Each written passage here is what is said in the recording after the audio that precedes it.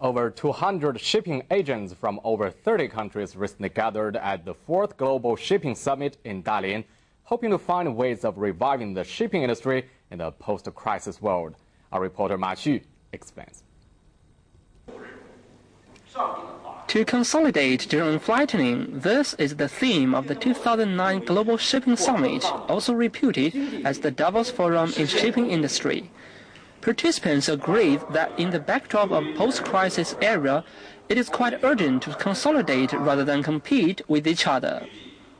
This is the right time now, and it's important that everybody gets together and works together to recover jointly and work together, because without that cooperation, you're probably going to die.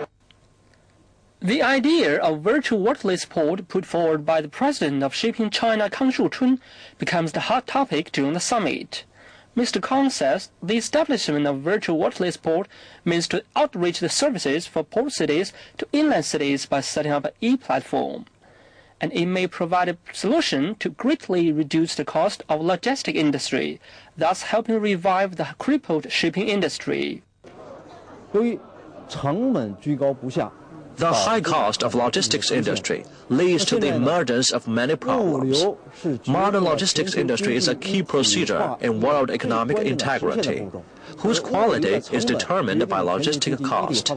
If the cost is low, the business profit will increase. Otherwise, the goods could not even be delivered, and the world economic integrity is hard to achieve. President Kang added that the cost of logistics accounts for 18% of China's GDP, but only 9% for the developed countries. Therefore, it is vital to reduce the cost of logistics in China. The establishment of virtual waterless port may help expand business source for coastal cities and improve the operation efficiency, and it helps bring down logistic costs for inland cities and port cities. The shipping and logistics community is the same. It's a very paper-oriented procedure, and that's very slow and time-consuming and sometimes very frustrating. And I think that this is something that China has to really look at. They're modernising their systems and procedures. We are also trying to do a comprehensive logistic model, in the sense of doing all the related service to the ocean freight, including the inland transport, the custom port, and the documentation. A shipping agent from Sudan reveals that his country has realized the importance of reducing the logistic cost, and the government is trying to streamline the process for logistics in various sectors.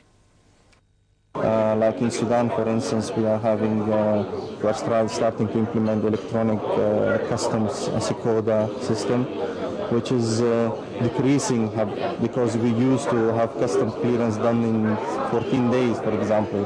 Now it's reduced to sometimes from 5 to 7 days. Some international organizations, including WTO Business Chamber, World International Freight Forwarder Alliance, Global Institute of Logistics, took part in the two-day high-profile summit, which consists of an international shipping summit, maritime exhibition, business talks, and so on.